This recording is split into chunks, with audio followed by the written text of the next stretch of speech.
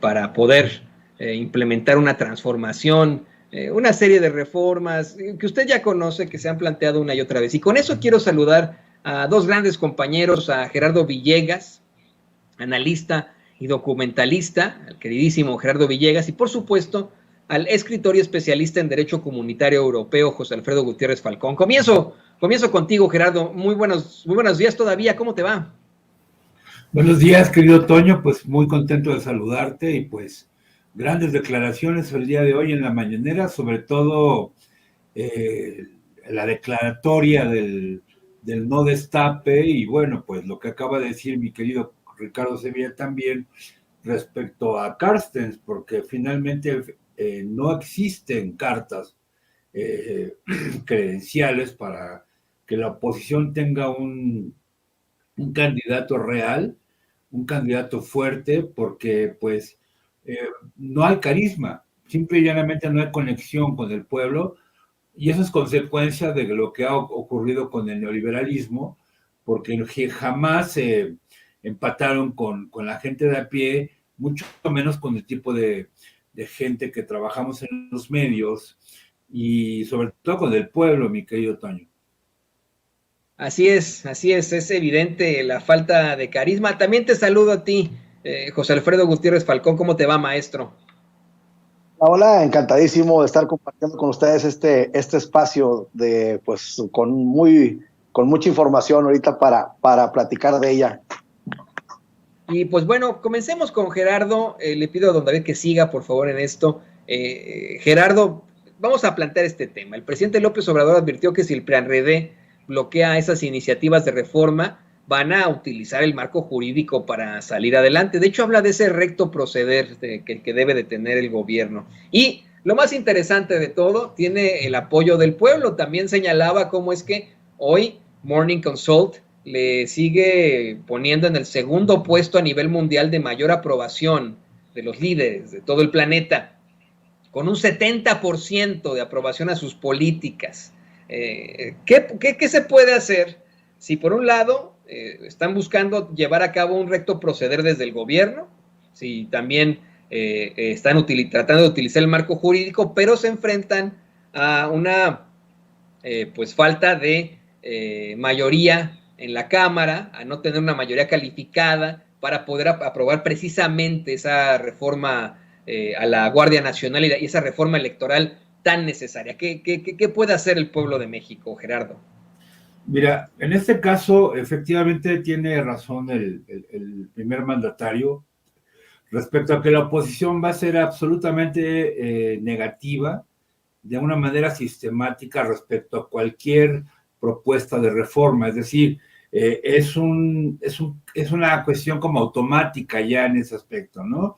Entonces, que se utilice el marco jurídico en ese sentido es un buen recurso, que es completamente legal, más no leguloide, leguleyo, perdón, y bueno, pues sí, se tienen que evaluar todas las propuestas en ese sentido, pero el presidente no ha abusado de una cosa que se llaman decretos, es decir, él podría decretarlo con un mandato presidencial, pero lo está sometiendo a juicio, digamos, de alguna manera popular, porque se supone que nuestros jueces son representantes populares. En ese sentido, yo creo que tanto el PRD como el PAN, como el PRI, como MC, lo único que quieren es zancadillear. ¿Por qué? Porque siguen añorando el poder en ese aspecto, y es una forma también de operar un golpe blando y sobre todo impedir que la 4T prosiga a partir de 2024, mi querido Toño. Qué interesante esto que nos planteas de los decretos. De hecho, voy con eso, don David, grábenos, voy con eso, con José Alfredo. José Alfredo, en efecto, el presidente López Obrador podría tener, como le llamamos acá en Estados Unidos, órdenes ejecutivas que son más bien decretos que hasta cierto punto, y tú como especialista en derecho lo sabes, podrían ser impugnados mediante la figura de la apelación, del amparo, en todo caso, pero el presidente podría enfrentarse a estos bloqueos sin sentido de la oposición con decretos. ¿Tú qué opinas al respecto? Bueno, creo que el presidente Andrés Manuel López Obrador prefiere evidenciar la falta de ¿cómo lo podemos llamar? La falta de cordura de parte de la oposición que pues cada vez más está disminuida, y siento que no iría por esa parte. Y bueno, ahora que están comentando esto, recordé cuando Andrés Manuel López Obrador llega a la jefatura de gobierno del entonces Distrito Federal y saca bandos de buen gobierno, y con esos bandos de buen gobierno empezó, por ejemplo, a ordenar la cuestión territorial en la Ciudad de México, por ejemplo, y sí hizo uso de esos bandos de buen gobierno. Sin embargo, no creo que lo haga ya en la recta final de su gobierno, porque él, sin duda, sí, es el precursor, es la persona que trae la democracia participativa a nuestro país, y yo siento que más que ir por el lado de un decreto o de una opinión unilateral, él estará siempre tratando de informarnos a la población para que nosotros hagamos presión y puedan salir las cosas. Como dijo nuestro presidente, las cosas fundamentales ya están. Entonces, él lo mencionó, la reforma al artículo 4 constitucional sobre las pensiones, sobre el apoyo a adultos mayores, madres solteras, jóvenes, personas con discapacidad, que esto es único en el mundo.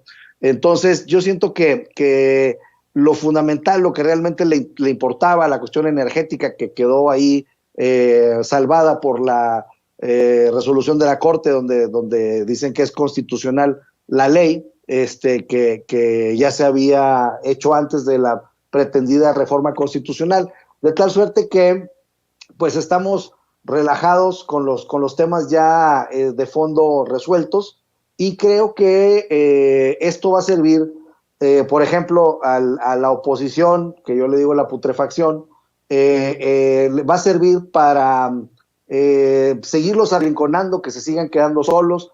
Ya está la experiencia que tuvieron ahí con el mote de traidores a la patria, que hasta ahorita no se la han quitado y que les ha dolido mucho, y que vieron los resultados en las urnas. Entonces, pues bueno, si ellos quieren seguir perdiendo, si ellos quieren seguir en esa negación total, pues bueno, pues en su salud lo hallarán, ¿no?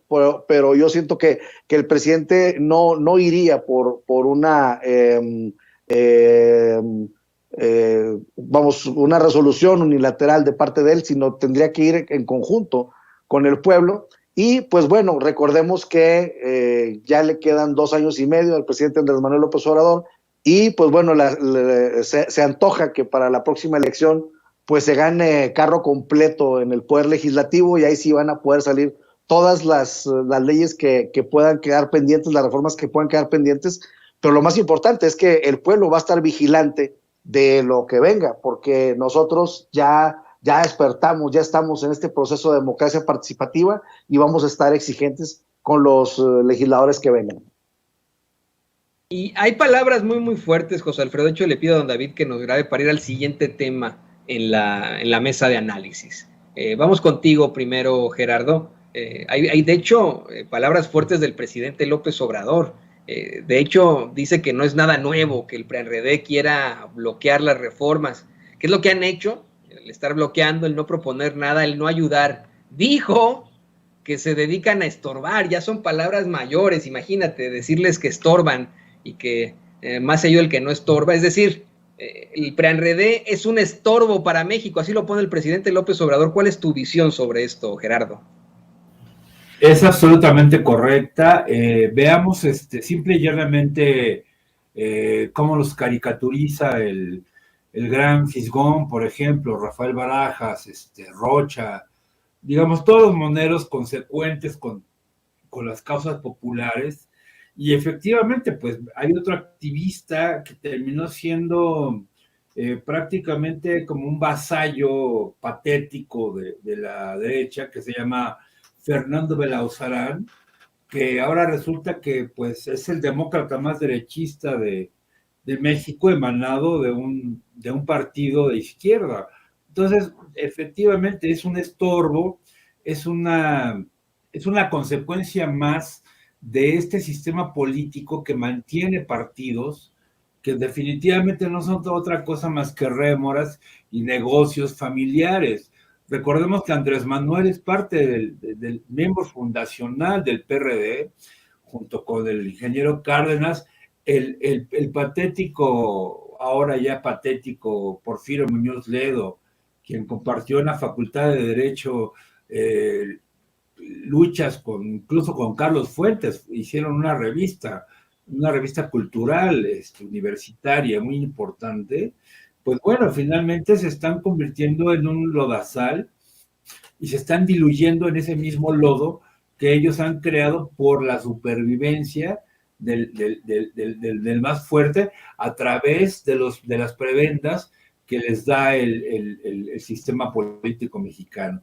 En ese aspecto yo creo que esta reforma electoral no solamente tendría que reducir los costos de campañas, de tiempo para cada partido, sino que también tendría que haber ya un límite de partidos, porque no es posible que hayan existido como el PES, que también tiene una relación con una iglesia carismática cuyo miembro fundacional está en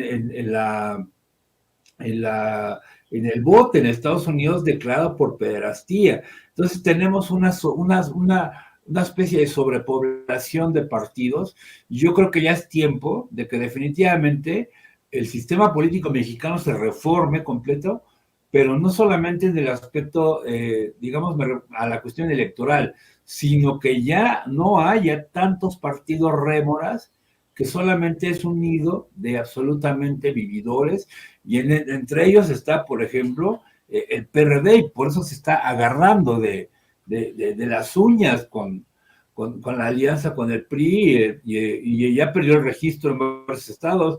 O sea, tendría que desaparecer tanto partidos como ese, así como desapareció el PDM, el Partido Demócrata Mexicano, que era de origen sinarquista, guanajuatense, de una cultura ultraderechista muy extrema, pues tendrían que ir desapareciendo, así como desapareció el PARM, como desapareció el PST, etcétera, etcétera, etcétera.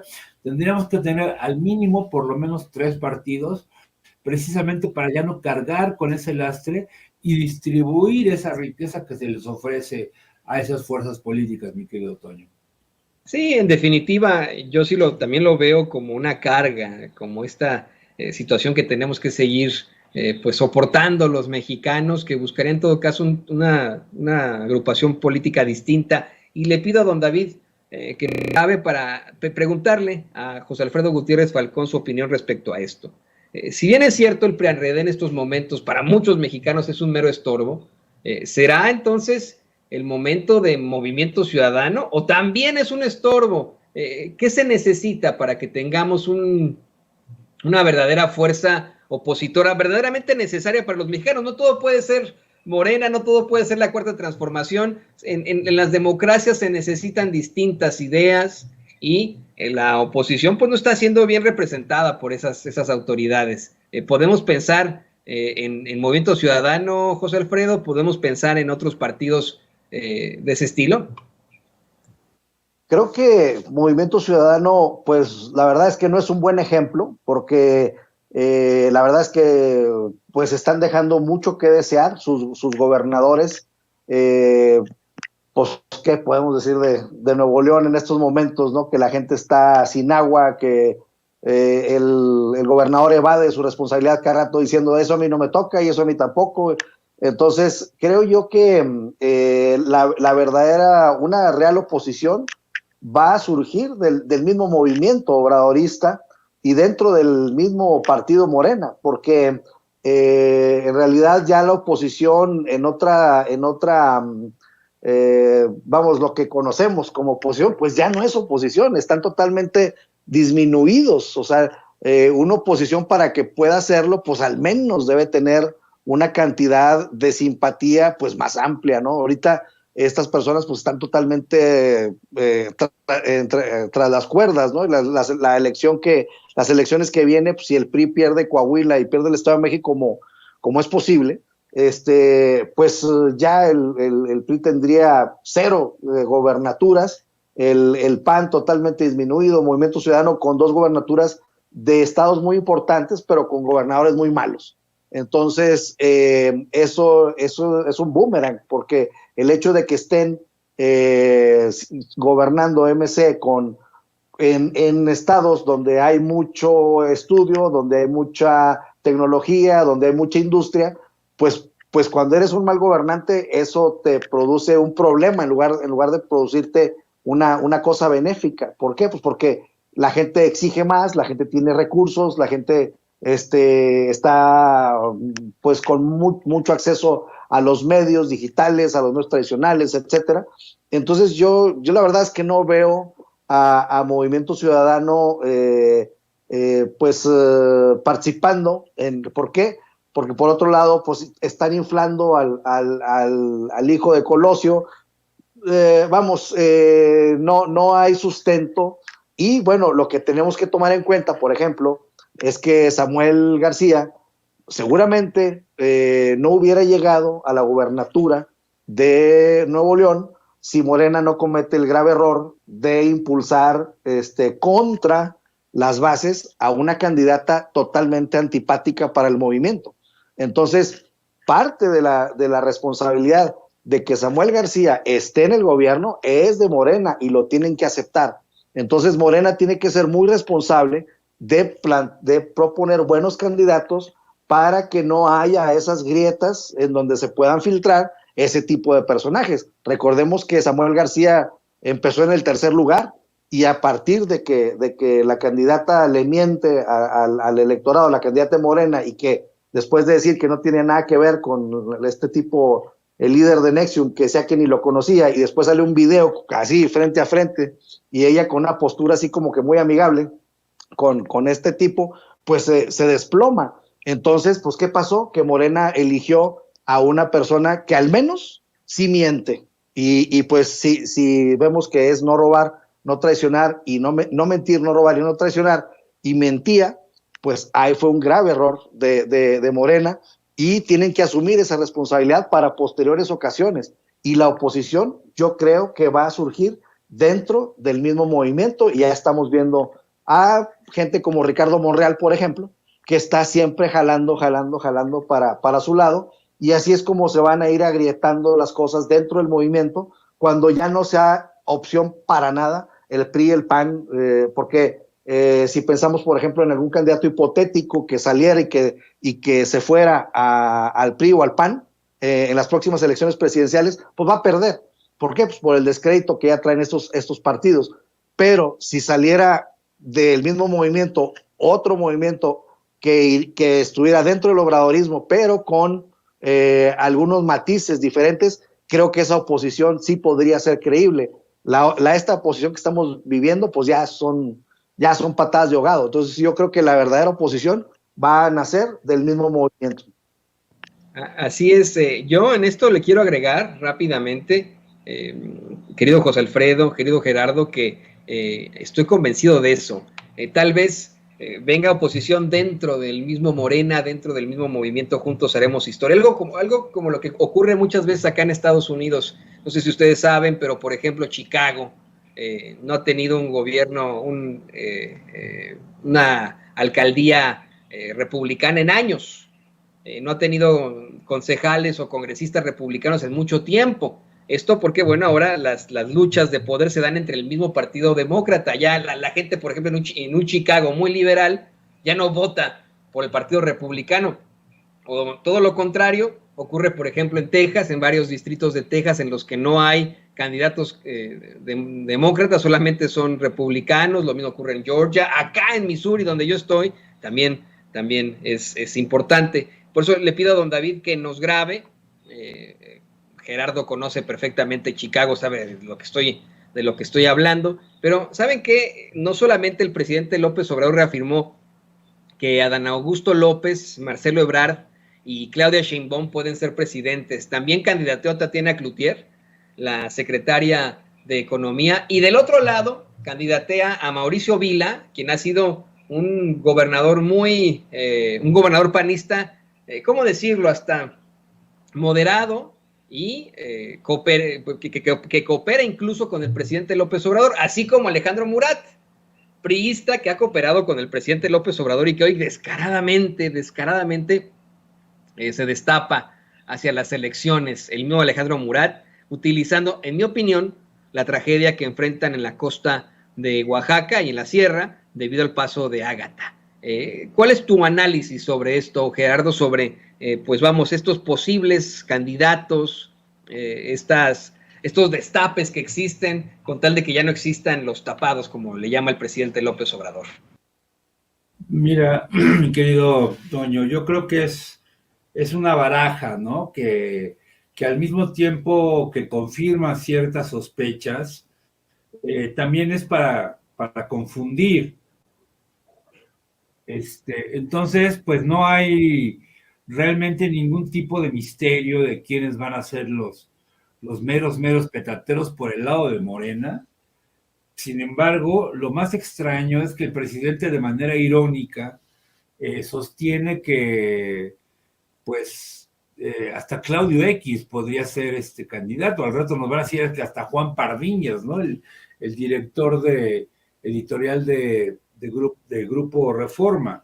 Entonces, en cierta forma es como un buscapiés, una diatriba para engañabobos, pero tenemos claro que la izquierda en este aspecto tiene mucho más cuadros políticos, tiene muchísimo más bases sociales, específicamente Morena, y tanto como el PRI como el PAN, pues han perdido adeptos en ese aspecto.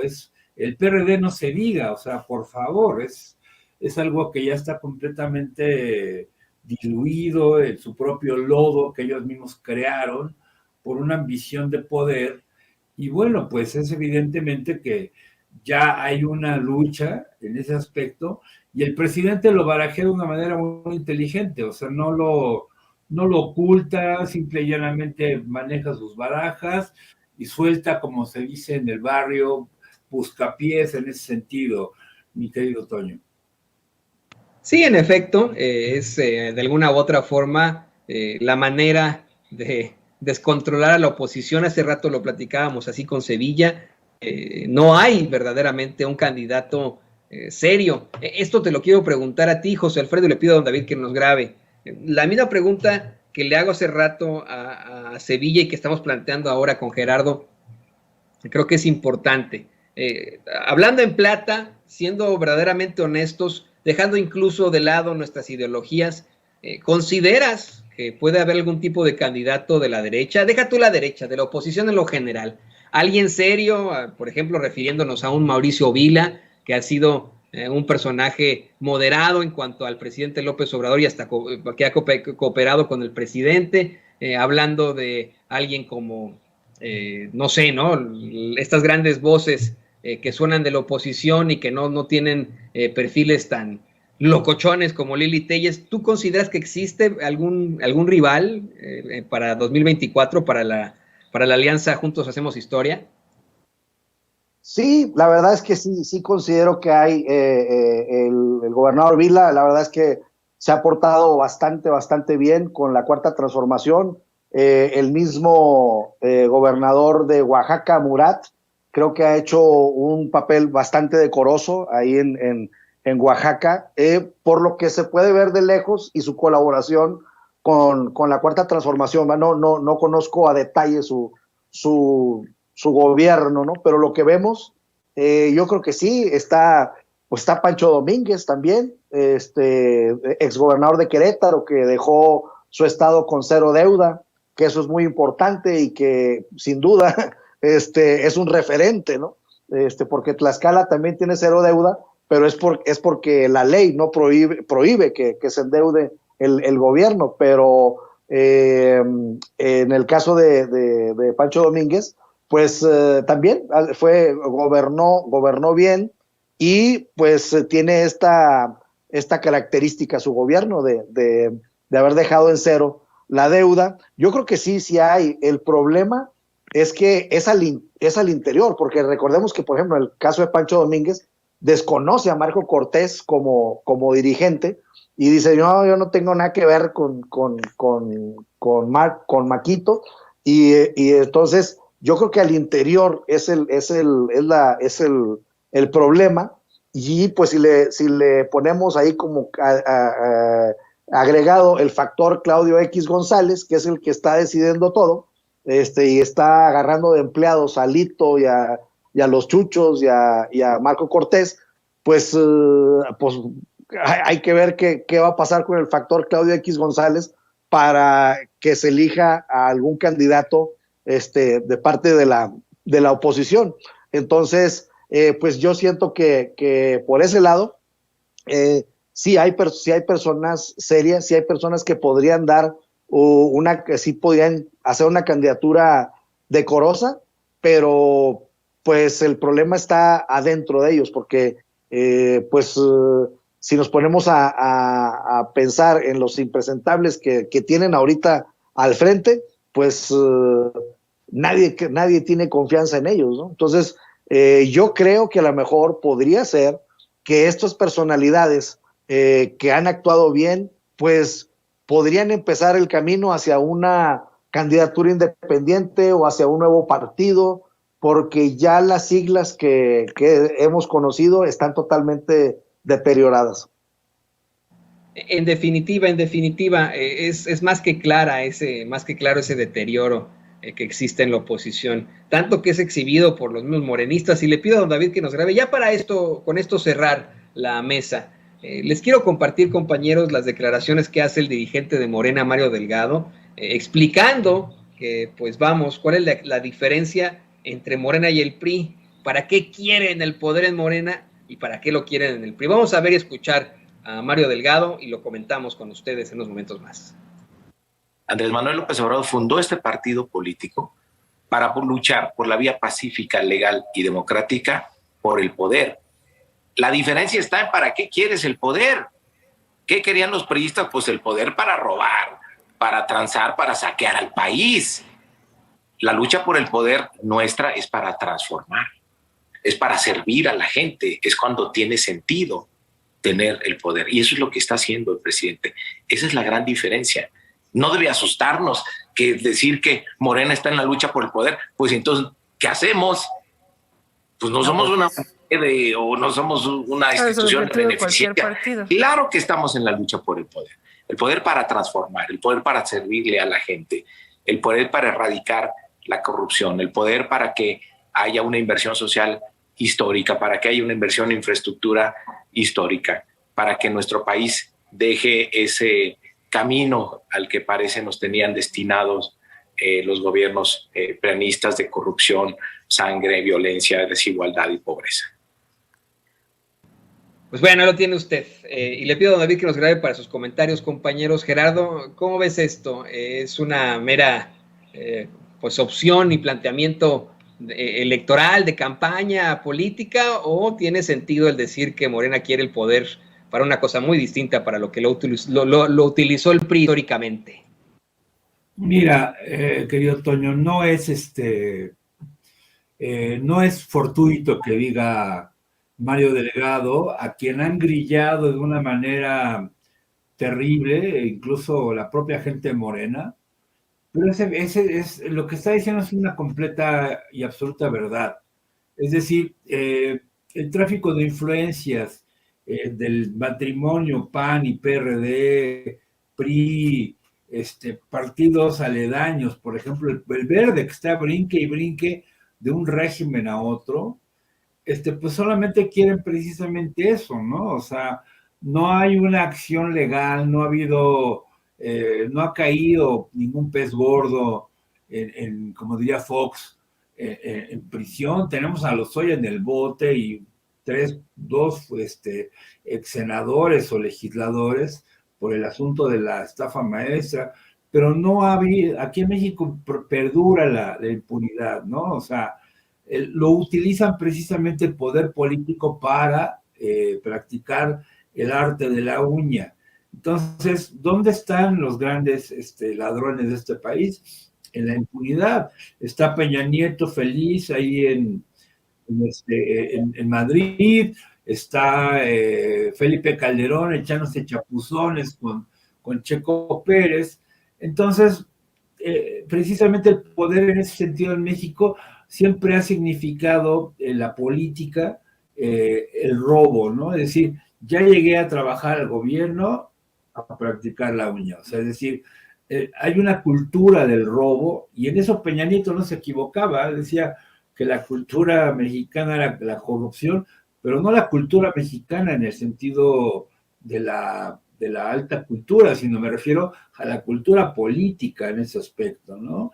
Entonces yo creo que sí está bien lo que estoy de acuerdo con lo que plantea Mario Delgado, y a su vez, independientemente de que haya sido grillado de una manera terrible, pues ha finalmente entregado pues las 4 gobernaturas y con vistas al 2024, pues es un hecho que Morena en ese aspecto va a repetir, la 4T va a aventarse otros 6 años, quién sabe quién será el gallo o la galla, porque no podría decir gallina, porque me acusarían de misógino, pero que le dé continuidad al proyecto, porque si no va a ser un desastre, y por eso también rescataron a los zombies, ¿no? O sea, a Cuauhtémoc, a Muñoz Ledo, a La Bastida, de hecho a Aristegui le concedió una entrevista a Roberto Madrazo, donde Roberto Madrazo, bueno,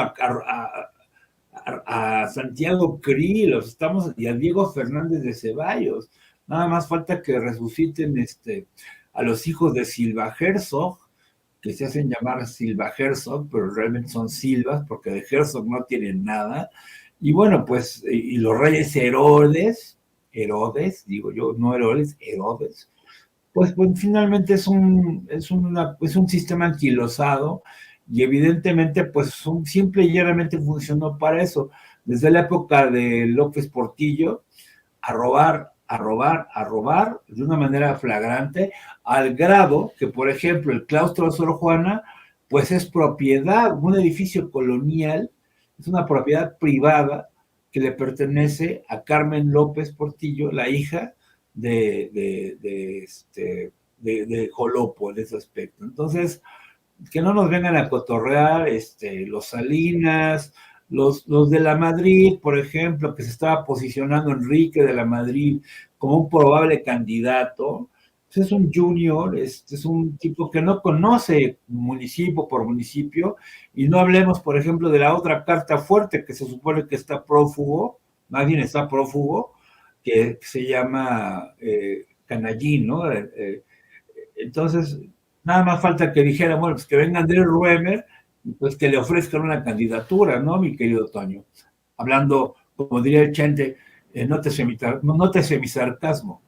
Así es, nada más faltaría que se le ofrezcan a Carlos Salinas de Gortari otra vez, Manuela, que ya es tan defendido por tantos. Y le pido a don David que nos grabe para el mensaje final, la conclusión que tiene también nuestro amigo escritor y especialista en Derecho Comunitario Europeo, José Alfredo Gutiérrez Falcón. ¿Tú qué opinas ante estas declaraciones de Mario Delgado para que en las que habla para qué quiere el poder el PRI y para qué lo quiere Morena? ¿Te parece que son meramente electorales, meramente políticas o tienen algún tipo de sentido, José Alfredo? Bueno, pues mira, en principio yo tendría una pregunta para Mario Delgado. Pues la pregunta es, ¿por qué si opina así del PRI y del PAN y del PRD, pues por qué ha metido tanto panista y tanto priista como candidatos?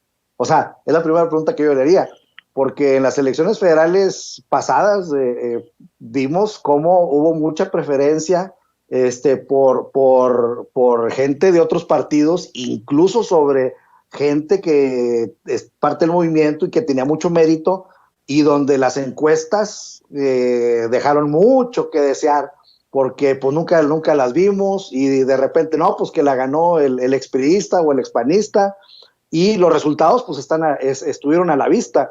a pesar del efecto Andrés Manuel, el que usa mucho Mario Delgado, pero que no sigue el ejemplo, porque a mí me quedan muchas dudas de si Mario Delgado es demócrata. Entonces, pues yo lo primero que le preguntaría a Mario Delgado es eso: ¿para qué quieres el poder tú? Porque pues ¿para qué querías el poder poniendo a panistas o a priistas en el Congreso de la Unión, por ejemplo? ¿Para qué querías tú el poder, Mario? Antes de que nos digas antes de que nos cuestiones ¿para qué lo quiere el PRI o el PAN? Pues yo lo cuestiono a él, ¿para qué lo quiere él? Porque la verdad fue una vergüenza lo que pasó en las elecciones para las diputaciones federales pasadas. Ojalá y esto no vuelva a pasar, y ojalá haya aprendido la lección, porque si no, ¿por qué le gritan traidor a donde va? ¿Por qué le tiran huevos? ¿Por qué John Ackerman llena los eventos a donde va? Entonces, pues así como que Mario Delgado no está para darnos clases de nada, sinceramente. Entonces yo siento que debe de rectificar, debe de dejar de usar tanto el nombre de Andrés Manuel López Obrador y debe empezar a dar ejemplos él de su función, porque la verdad yo no le he visto nada destacable como dirigente a Mario Delgado. Ahí tengo que concordar contigo, José Alfredo. Honestamente, me parece que han habido muchas situaciones cuestionables en torno al dirigente de Morena. Hay una caricatura devastadora, no recuerdo el nombre del cartonista, del monero, en la que se ve a un par de como marionetas pequeñitas, teniendo ahí a Alito Moreno, a Marco Cortés, al muchucho de Jesús Zambrano, y lo ponen pero pequeñitas en comparación con el presidente López Obrador, que lo ponen hasta muy alto, ni siquiera ponen su rostro, y en la bolsa de la solapa trae a uno también muy pequeñito que es Mario Delgado. Así que bueno, pues sí, en efecto, totalmente de acuerdo contigo. ¿Por qué se opina así del PRI, del PAN, del PRD? Mete a tanto priista, a tanto panista y a tanto perredista a Morena. Bueno, ahí. Y bueno, ¿qué te parece que nos compartes tus redes sociales, José Alfredo, para que la gente se ponga en contacto contigo, para que también así Gerardo nos comparta sus redes sociales? Sí, cómo no, muchas gracias. Estoy en Twitter como @Gutiérrez Falcón, en Facebook como J. Gutiérrez Falcón. Y pues bueno, si quieren ver mi página web, gutierrezfalcón.media, ahí pueden ver mis contenidos, algo que estamos haciendo. Y bueno, todos los viernes, ahorita me tengo que poner a escribir para los reporteros MX, todos los viernes sale mi columna. Y pues bueno, ahí los espero para que lean mis contenidos.